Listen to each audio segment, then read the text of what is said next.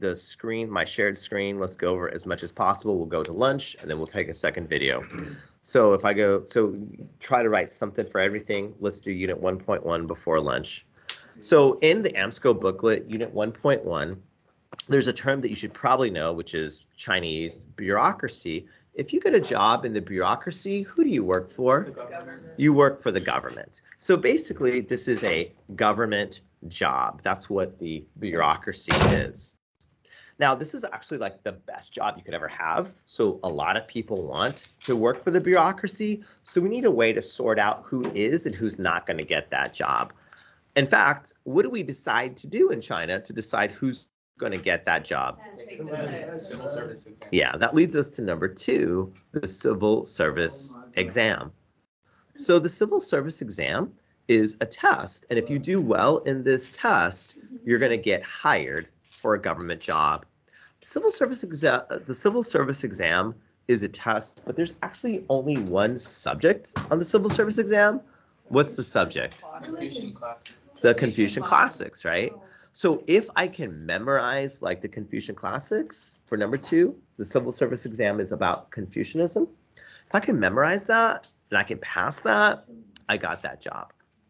Now listen, no one's going to get a job based on the fact that their uncle works for the government. No one's going to get a job based on the fact that you know a guy. You're going to get a job because you did good. You did well on this test. It's what you know, not who you know. This is an example of what? That word, number 3, meritocracy. Meritocracy means that we're hiring people based on what you know, not based on who you know. It's based on merit. It's based on that you have the skill set. And that's what China decides to do with the civil service exam. That's how we get a bureaucracy. Number 4, our old friend, Champa Rice. We've talked about Champa Rice. So Champa Rice, we know that it is from Vietnam and it goes to China and it has a practical effect. What happens when I introduce a fast ripening rice that I can grow twice a year? Population increases, right? So it is from Vietnam, it goes to China, it increases the population.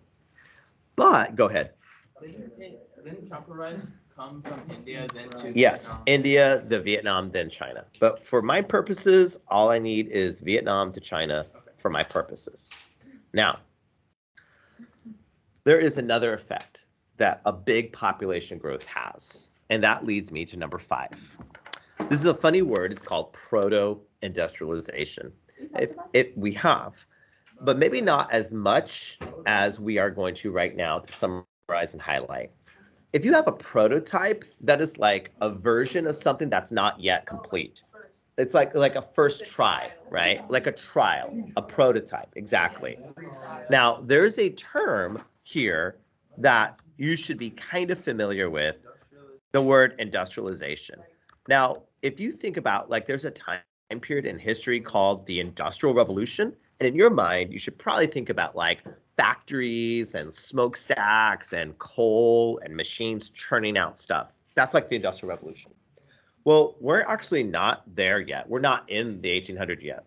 We're actually in a period called proto-industrialization. So there's no factories yet. There's no machines. There's no smokestacks. But the reason why China is going through a phase that we're calling proto-industrialization is that the population has increased. There's a lot more people. You know what there's also a lot more of when there's a lot more people? A lot more demand for goods. They're going to be making more, what are fancy plates called? More porcelain than they've ever made before. They're going to make more iron and steel than they ever have made before. They're going to make more silk than they ever have made before. Now, none of these things, porcelain or silk, none of this is being made by machine. It's being made by hand. But the amount of the stuff they're making by hand is crazy levels. They're making more stuff than anywhere on planet Earth. And that's why we call this proto-industrialization. It's not true industrialization, or else we'd have factories with smokestacks and machines. But we do have more stuff being made in China now, after Champa Rice, than any other time before. We call this proto-industrialization. Number 6, China has neighbors. China's kind of like the big kid on the block, and they have a complicated relationship with their neighbors. They kind of bully their neighbors, and China thinks they're the best ever. In fact, China, their own nickname for themselves, they call themselves the Middle Kingdom, because they think, as far as like who's important, they're the center of the world. They think about themselves. And there's 3 countries next to China that are in a relationship with China called the Tributary System. This is where these 3 countries say, China, we know that you're better than us. We know that you are superior to us. We acknowledge that you are the best and we are culturally inferior to you. These 3 countries that are in this relationship with China, neighboring China, are Japan, Korea, and Vietnam. Very good. Those 3 countries, Korea, Vietnam, and Japan, they're in what's called the Tributary System. Now, I might actually even physically do something to show that I acknowledge you're better than me. I might send an official from Vietnam to China.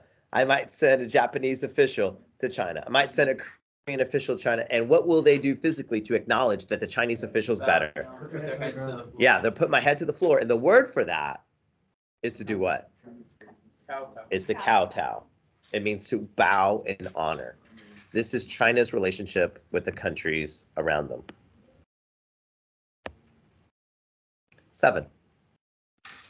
Every culture has a pyramid of power. Every culture has a group that's on the top, and every culture has a group that's on the very bottom. The Chinese social structure is the same way.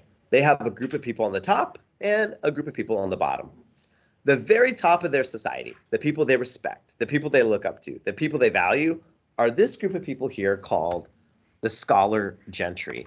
These are the educated. These are the nerds. These are the people who've memorized the Confucian classics.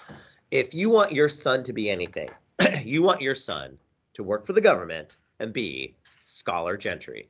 They're the highest, the most respected people in society. And just like there's the highest, most respected people in society, there's also the lowest people. And these people are so low, not because they're poor, because they're not poor. They're low because you know what they don't do? They don't do any labor with their hands. They're low because you know what they don't do? They don't make anything on their own. You know what all these people do and make money doing it? They make money by just moving someone else's stuff from one point to the next. What group in China, because they don't do anything, don't do physical work, and they don't make anything, is the lowest in their pyramid of power? Merchants. People like in our country, like who's the guy who owns Amazon? Jeff Bezos. Jeff Bezos is a billionaire. They would not respect him because what does Jeff Bezos make? Nothing. What does he do with his hands? Nothing. He's just moving products from one place to the next. Chinese society says we don't respect that. 4 minutes left. I'm going to use my 4 minutes. 3 minutes left. I'm going to use my 3. Filial piety. This is honoring and respecting people in your family. Filial piety is honoring and respecting people in your family. For example, sons should respect their father. For example, wives should respect their husbands. For example, peasants should respect the emperor.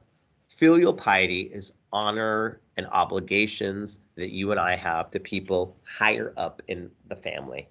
It's a big part of Confucianism.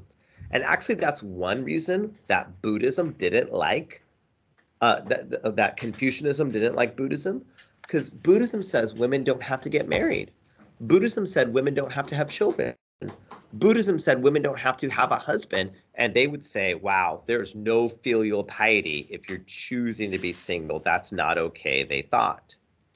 Speaking of number 9, women and Confucianism, there's something you might remember called the 3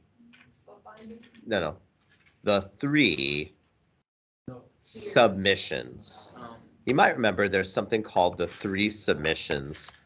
These were 3 relationships. Right now, if you're a teenage girl, you should be submitting to what man in your life? And then when you get married, you will submit to your husband. And when he dies, you'll submit to your son. This is called the 3 submissions. It's a big part of Confucianism because everyone has a role to play. And you know what? If you don't do your job, China could fall apart. If the economy's not doing great, if there's disease happening, it might be the girls are not submitting to their fathers, Confucianism would say. Number 10 is super intuitive. This is just early printing. Just like how, you have like a stamp that, like a carved image and you ink the stamp. That's all woodblock printing is. It's early printing. Like in the year 1000. Early printing. 2 minutes. Mahayana and Theravada are 2 types of what? 2 types of Buddhism.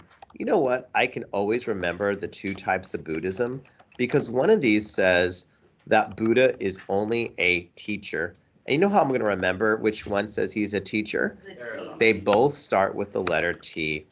So Theravada says that Buddha is just a teacher, but the other one says he is way more than that. He is a God. He is a god. And the word more begins with the letter M, and so does Mahayana.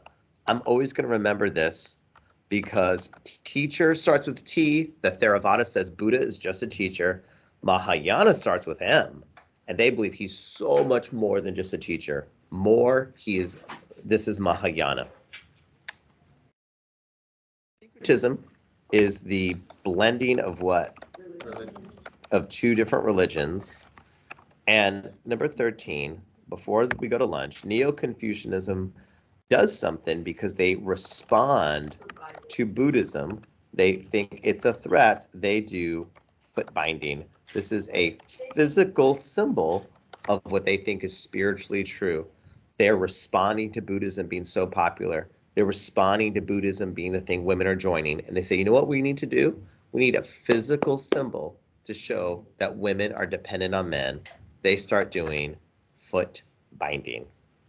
With that, we have done Unit 1.1. It's a good place to stop. We're going to start right away when we get back from lunch. Signing off. Thank you. I